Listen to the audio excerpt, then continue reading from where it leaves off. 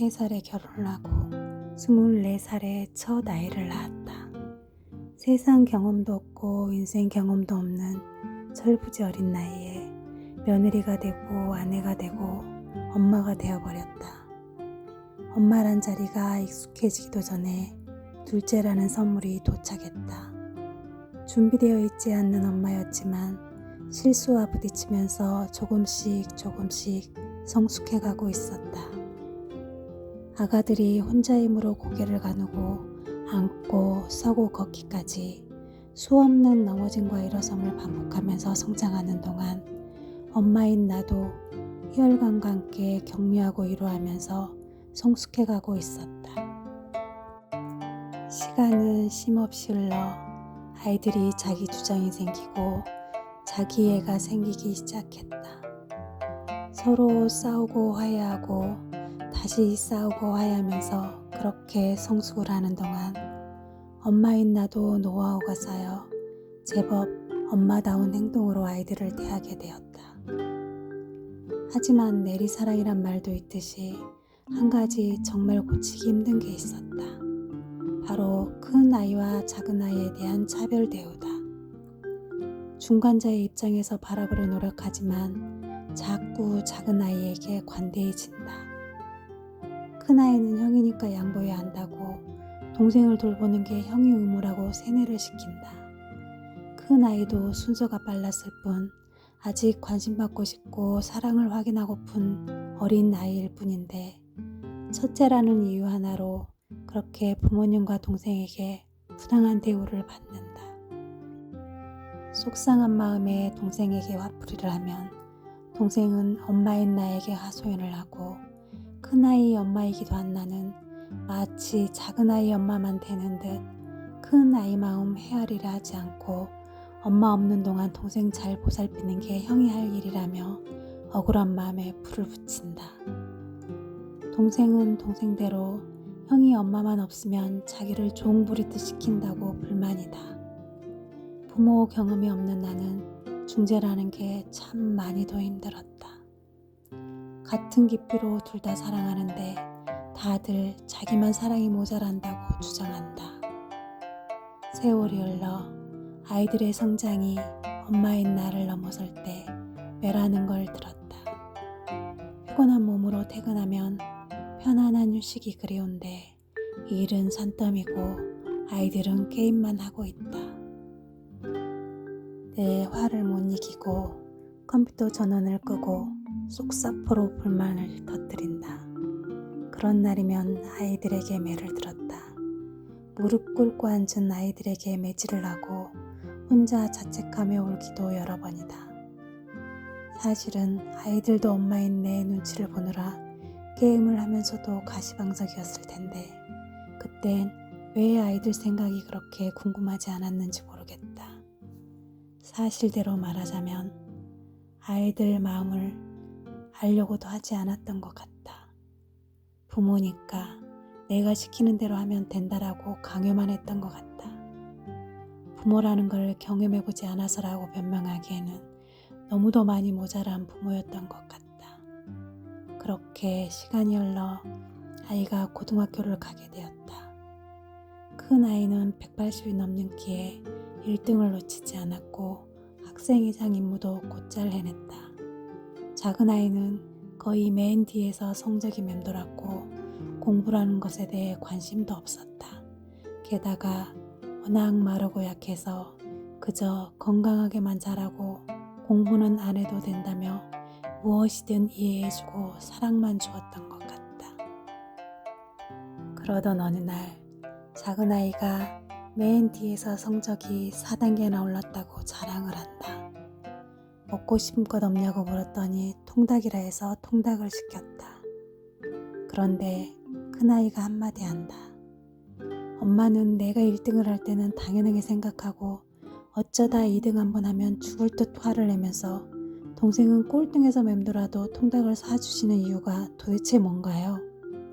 순간 커다란 쇠뭉치로 뒤통수를 한 대 얻어맞은 느낌이 들었다.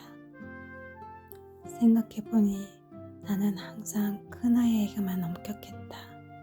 큰아들이니까, 형이니까, 부모님 안 계시면 동생도 책임져야 하니까.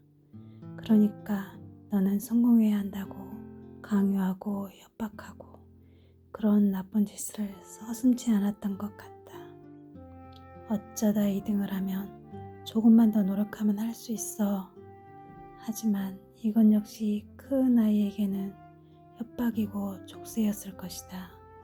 그때부터 큰 아이는 엄마인 나에게 마음의 문을 닫아버렸던 것 같다.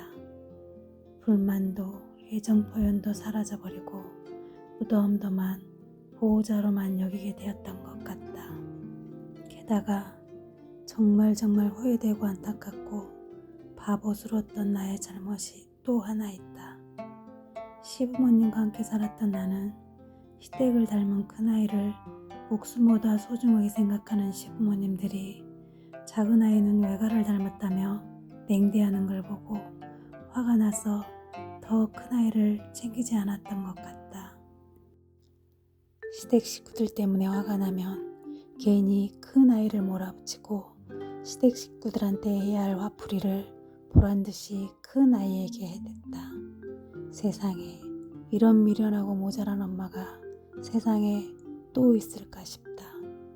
지금도 생각하면 미안함에 잠이 안 오고 안타깝고 가슴이 아려온다. 글을 쓰는 이 순간도 눈물이 난다. 그래도 모자란 엄마 밑에서 이쁘게 잘 자라준 아들은 어엿한 직장에 취직을 했다. 부모와 멀리 떨어져 있어야 하지만 잘할 수 있다고 걱정하지 말라며 도리어 부모를 안심시키고 아들은 씩씩하게 그렇게 생애 첫 직장에 출근을 시작했다. 한 달이 지나 아들이 전화하면 자꾸 빨리 끊으라고만 한다. 무슨 일이냐고 물었더니 그냥 숨이 잘 안 쉬어지고 힘들어서 그런다고 한다. 알고 보니 선배의 괴롭힘에 힘들어 숨도 제대로 쉴 수 없다고 한다. 회사에 물어보니 동료들도 다 알고 있을 정도로 힘든 상황이었다. 아이가 힘겹게 고백을 한다. 선배들이 혼을 내면 내 의견을 말해야 하는데 그냥 머리가 백지가 되어버려서 아무 말도 할 수가 없어. 그러다 보니 다들 내가 바본 줄 알고 더 혼을 내는 것 같아. 또 자책을 한다. 어린 시절 말 대꾸하지 말라며 윽박지르고 다그쳐서 말 잘 듣는 착한 아들로 만들어버린 내 잘못인 것 같다. 회사를 그만두게 하고 정신과 상담을 받았다. 조금씩 안정을 찾으며 더 나은 미래를 위해 공부를 하고 있는 소중한 보물 큰아들. 그 아들이 나에게 고백을 한다. 엄마는 저에게 도전정신과 희망을 심어주신 고맙고 소중한 분이에요. 사랑해요, 엄마. 가슴이 먹먹해지고 뜨거운 눈물이 하염없이 볼을 탄다. 만약 다음 생애라는 게 있다면 꼭 다시 한번 아들과 엄마로 만나 이번 생에 잘못한 거 반성하면서 많이 이해하고 많이 사랑해주면서 후회 없는 모자관계 만들어보고 싶다. 그땐 미안하고 목이 메어 말하지 못했지만 꼭 말해주고 싶다.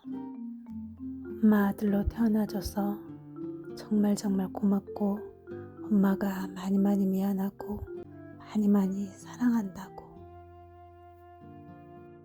그리고 엄마는 제일 행복했던 시간이 아들 둘 커가는 거 보는 시간이었고 세상에서 제일 잘한 일은 아들 둘 낳은 것이라고. 부모 역할이 끝날 쯤에야 철이 든 엄마이지만 남은 시간 공부해가면서 엄마라는 이름이 주는 따스함을 아들에게 꼭 전해주고 싶다. 어느 날 엄마를 추억하면 입가에 미소가 번질 수 있는 아들이 되도록 엄마는 오늘도 노력할 것을 다짐하며 아들에게 보내는 사과의 편지를 마친다.